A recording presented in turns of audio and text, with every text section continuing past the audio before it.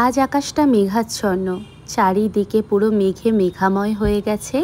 আর এই বৃষ্টির দিনে সুন্দর মেঘের সাথে সাথে আমার মনটাও বেশ আজকে কিন্তু ফুরফুরে আছে। সকাল সকাল আজ ঘুম থেকে উঠেছি, উঠেই লেগে পড়েছি ঘরের কাজেতে। প্রায় অনেক দিন আগেকারই এটা ভিডিও, তো আজকে হঠাৎ চোখের সামনে পড়তে আমি ভাবলাম ভিডিওটা তোমাদের সাথে শেয়ার করি। তোমাদের দাদাভাই আসার প্রায় 2 সপ্তাহ আগেকার ভিডিও। তো সকালবেলা ঘুম থেকে উঠে ঘরে কাজকর্ম করতে শুরু করে দিয়েছি। সকালবেলা উঠে কাজকর্ম বাড়ির বইরা করবে, এটাই স্বাভাবিক। আর তখন কিন্তু শরীর আমার অনেক সুস্থ ছিল, কিন্তু ও আসার পর এই এদিক ওদিক ঘোরাঘুরি করে আমার শরীর অনেক অসুস্থ হয়ে গেছে। এদিকে তোমাদের দাদাভাই ফোনে ছিল, ওর সাথে কথা বলতে বলতেই ঘরের কাজকর্ম করছিলাম। তবে আনন্দও বেশ ছিল, কারণ তখন প্রায় আর 1.5 সপ্তাহের মতো বাকি ছিল তোমাদের দাদাভাই আসতে। আর আমার প্রত্যেক দিন এক একটা করে দিন যেত, আর এক একটা দিন আমি ওকে বলতাম আর মাত্র 9 দিন, আর মাত্র 8 দিন, এরকম করে করে অবশেষে সেই দিন চলেও এসেছিল। কিন্তু চলে আসার পরও এই যে চলে যাওয়ার সময়গুলো আসছে এগিয়ে সামনের দিকে, এই দিনটা কিন্তু আমার সব থেকে বেশি খারাপ লাগে। আজ আমি তোমাদের সাথে একটা রেসিপি শেয়ার করব, খুব হেলদি এবং শারীরিক দিক থেকে অত্যন্ত ভালো একটি রেসিপি। তোমরা চাইলে এই রেসিপিটি করে খেতে পারো। কুলেখাড়া শাক তোমরা অনেকেই চেনো, সেই কুলেখাড়া শাকের রেসিপি আজ তোমাদের সাথে শেয়ার করব। শাক মানেই হচ্ছে ভিটামিনে ভরপুর, তাই শাক প্রত্যেক ডক্টর বলো বা আগেকার মানুষেরা বলো প্রত্যেক দিন শাক খেতে বলতো। তো এই কুলেখাড়া শাক শরীরের জন্য এত ভালো, শরীরে রক্তের পরিমাণ কম থাকলে তার ঘাটতি পূরণ করে শরীরকে সুস্থ রাখে। এবং যাদের ব্লাড ক্যান্সার রয়েছে বা হিমোগ্লোবিন কম তৈরি হয়, তাদের কিন্তু প্রত্যেক দিন 1 কাপ করে কুলেখাড়া শাককে বেটে তার রস খেতে বলে। এই কুলেখাড়া শাক শারীরিক দিক থেকে এত ভালো, কিন্তু তারপরও মানুষ এই শাকটাকে পছন্দ করে না। তার দুটি কারণ হচ্ছে, এই শাকের গায়ে অনেক বড় বড় কাঁটা থাকে, খুব সাবধানে সুন্দরভাবে বাছতে হয়। আর একটা কারণ হচ্ছে, এটাকে বেটে যখন রসটা নিকচুরে খাওয়া হয় তার মধ্যে অসম্ভব একটা বাজে গন্ধ থাকে।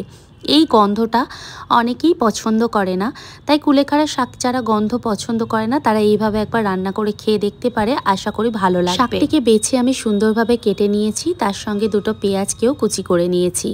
এখানে আমি গ্যাসের মধ্যে কড়াই বসিয়ে দিয়েছি, কড়াই গরম হতেও বসিয়ে দিলাম। কড়া গরম হয়ে গেছে, এখন এর মধ্যে আমি দিয়ে দিলাম সর্ষের তেল। এটিকে গরম করতে আমি ছেড়ে দিলাম। কুলেখাড়া শাক তোমরা যেভাবেই রান্না করে খাও না কেন, সেটা শারীরিক দিক থেকে অনেক উপকারী, তাই আমি বলবো তোমরা এইভাবেও রান্না করে খেলে শরীরে রক্তের পরিমাণ অনেক বাড়ে। তবে অনেকে সিদ্ধ করে জলটা ফেলে দেয়, তাই আমি বলবো কখনোই এই জলটা ফেলাটা উচিত না। সর্ষের তেল গরম হয়ে যেতে এর মধ্যে আমি দিয়ে দিলাম কাঁচা লঙ্কা। এবার এর মধ্যে দিয়ে দেব আমি 2টো বড় বড় সাইজের কুচিয়ে রাখা পেঁয়াজ, দিয়ে ভালো করে লাল লাল করে ভাজতে ছেড়ে দেব। এখন পেঁয়াজটা আমি দিয়ে 5 থেকে 10 মিনিট নাড়াচাড়া করে ভেজে নেব। পেঁয়াজ ভাজা হয়ে গেলে এর মধ্যে কুচিয়ে রাখা ধুয়ে রাখা কুলেখাড়া শাকটি দিয়ে দেব, দিয়ে সামান্য পরিমাণ নুন দিয়ে দেব। যাদের পিসিওডি আছে বা পিসিওস আছে তারাও কিন্তু এই কুলেখাড়া শাক খেতে পারো। কুলেখাড়া শাক খেলে রক্তের পরিমাণ বাড়িয়ে তোমাদের তাড়াতাড়ি মাসিক ধর্মকে নিয়মিত করে দেবে। কুলেখাড়া শাককে হাই ব্লাড প্রেশারকেও কম করে, তাই কুলেখাড়া শাকের অনেক গুণগত মান রয়েছে। তোমরা বানিয়ে বাড়িতে এইভাবে খেয়ে দেখো, আশা করি ভালো লাগবে। আরও একটাভাবে তোমরা করে খেতে পারো, এতে বেগুন আলু বড়ি দিয়ে চচ্চড়ি করেও তোমরা খেতে পারো। তবে যেমনভাবেই রান্না তোমরা করো না কেন, এ থেকে বেরিয়ে আসা জল কিন্তু ফেলে দেওয়া একদমই চলবে না। 10 মিনিট পর আবারও ফিরে এলাম। শাকটা এখানে পুরো ভাজা ভাজা হয়ে গেছে। এখন এর মধ্যে আমি সামান্য পরিমাণ দিয়ে দেবো লঙ্কা গুঁড়ি, যাতে ঝালটা সামান্য পরিমাণ বজায় থাকে। তো সেই জন্য দিয়ে ভালো করে নাড়াচাড়া করে নেব। এই কুলেখাড়া শাককে তোমরা অতি সহজেই মাঠে ঘাটে জলে জঙ্গলেও পেয়ে যাবে। আর এই সামান্য একটু গোড়া নিয়ে যদি তোমরা ঘরের মধ্যেও বসিয়ে দাও, তোমাদের ঘরের চারিপাশে পুরো ছড়িয়ে যাবে। তাই অতি সহজে যেমন বুননো যায়, তেমন অতি সহজে রান্না করে খাওয়াও যায় এবং শারীরিক দিক থেকেও অত্যন্ত ভালো একটি রেসিপি। তোমরা বাড়িতে একবার ট্রাই করে দেখো, আশা করি তোমাদের খুব ভালো লাগবে। তোমরা তো অনেক ধরনের শাক খেয়ে দেখেছো, তবে এই কুলেখাড়া শাককে এইভাবে বানিয়ে দেখো, এর তেতকুটে ভাবও চলে যায় এবং খেতে অত্যন্ত সুন্দর লাগে এবং একটি মিষ্টি মিষ্টি সুন্দর একটি স্বাদও আসে। কুলেখাড়া শাকের সঙ্গে আরও একটি রেসিপি তোমাদের সাথে শেয়ার করব। মাছের ডিমের বড়া। মাছের ডিমকে এখানে ধুয়ে বেছে নিয়েছিলাম, সঙ্গে পেঁয়াজ কুচি, লঙ্কা কুচি, এখানে দিলাম পরিমাণ মতো নুন, লঙ্কা গুঁড়ি, আর সঙ্গে দেব অল্প পরিমাণ হলুদ গুঁড়ি আর জিরে গুঁড়ি। সমস্ত মশলা দিয়ে এখানে ভালো করে হাতের সাহায্যে মেখে নিতে হবে। ততক্ষণ পর্যন্ত মাখতে হবে যতক্ষণ পর্যন্ত না পেঁয়াজটা ভালোভাবে নরম হয়ে মেল্ট হয়ে যায়। মাখা কমপ্লিট হয়ে গেছে। এখন এর মধ্যে দিয়ে দেব বেসনের গুঁড়ি, দিয়ে ভালো করে আরও সুন্দরভাবে মেখে নিতে হবে যাতে বড়াটা নরম হয় এবং খেতেও সুস্বাদু হয়। কড়া এখানে আমি গ্যাসের মধ্যে বসিয়ে দিয়েছি। কড়া গরম হয়ে যেতে এর মধ্যে দিয়ে দিলাম আমি সাদা তেল।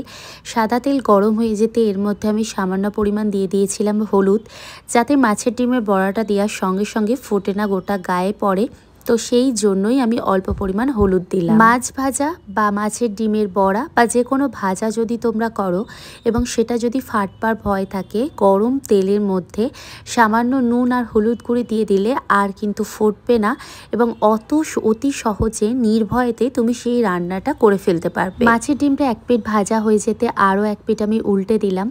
এই সাইডটাও ভাজা হয়ে যেতে এবার আমি তুলে নেব এবং পুরো মাছের ডিমের বড়াটা আমি ভালোভাবে ভেজে তুলে নেব। মাছের ডিমের বড়া ভাজা কমপ্লিট হয়ে গেছে। এখন আমি ওই তেলের মধ্যে পেঁয়াজ কুচি, কাঁচা লঙ্কা দিয়ে ভালো করে লাল লাল করে ভেজে নিয়েছি। এখন এর মধ্যে নুন এবং শুকনো লঙ্কার গুঁড়ি এবং সামান্য পরিমাণ হলুদ গুঁড়ি দিয়ে ভালো করে মশলাটাকে কষিয়ে নেব। মাছের ডিম গরম গরম ভাতের সাথে খুবই ভালো লাগে। তার সাথে যদি হালকা ঝাল ঝাল খেতে ইচ্ছে করে তবে এইভাবে ঝাল বানিয়ে খেয়ে দেখো। আশা করি তোমাদের প্রত্যেকের ভালো লাগবে। খুব সিম্পলভাবে, খুব সাধারণ একটি রান্না, তোমরা বাড়িতে অতি সহজেই করতে পারবে। 5 থেকে 10 মিনিট ধরে মশলা কষানো আমার কমপ্লিট হয়ে গেছে। এখন এর মধ্যে আমি ফুটন্ত গরম জল দিয়ে দেবো, দিয়ে এটাকে ফুটতে ছেড়ে দেব 10 মিনিটের জন্য। তো এখানে গরম জল দিয়ে ফুটতে ছেড়ে দিয়েছিলাম 10 মিনিটের জন্য। ফুটে কমপ্লিট হয়ে যেতে এখন এর মধ্যে আমি এক এক করে মাছের ডিমের বড়াগুলো ছেড়ে দেব, দিয়ে আরও 10 থেকে 15 মিনিট ভালোভাবে ফুটিয়ে নেব যাতে এই জুসটা পুরো মাছের ডিমের ভেতরে ঢুকে খুব সুন্দরভাবে নরম করে দেয়। তবে মাছের ডিমের বড়া অনেকে করলে তাদের শক্ত হয়ে থাকে, তবে হালকা পরিমাণ বেসন বা একটুখানি ময়দা দিলে মাছের ডিমের বড়া কিন্তু অত্যন্ত নরম হয়। তো বাড়িতে একবার ট্রাই করে আপনারা দেখতে পারেন। আশা করি আপনাদের অনেক ভালো লাগবে। নামানোর আগে সামান্য পরিমাণ দিয়েছিলাম চিনি, যাতে স্বাদের ব্যালেন্সটা খুব সুন্দরভাবে থাকে এবং খাওয়ার সময় ঝাল ঝাল মিষ্টি মিষ্টি নোনতা নোনতা মুখে লাগে এবং খেতে অতুলনীয় স্বাদের হয়। আর বিশ্বাস করো, এই মাছের ডিমের ঝালটা অত্যন্ত নরম হয়েছিল এবং খেতে সুস্বাদুও হয়েছিল এবং প্রত্যেকটা মাছের ডিমের বড়ার ভিতরে এই জুসটা প্রবেশ করে আরও সুন্দর স্বাদের করে তুলেছিল। প্রায় ঘড়ির কাঁটায় এখন 2টোর মতো বেজে গেছে। এখন বসবো খেতে। তো আজকের রান্নাবান্নার রেসিপিতে ছিল কুলেখাড়া শাকের ভাজা, সঙ্গে ছিল মাছের ডিম। তো বন্ধুরা, এখন বসবো আমি লাঞ্চ করতে। আজকের রেসিপিগুলো তোমাদের কেমন লাগলো অবশ্যই কিন্তু আমাকে কমেন্ট বক্সে জানিও। সবাই ভালো থেকো, সুস্থ থেকো, আর অবশ্যই একবার করে এই রেসিপিগুলো ট্রাই করে দেখো। আশা করি তোমাদের প্রত্যেকের ভালো লাগবে।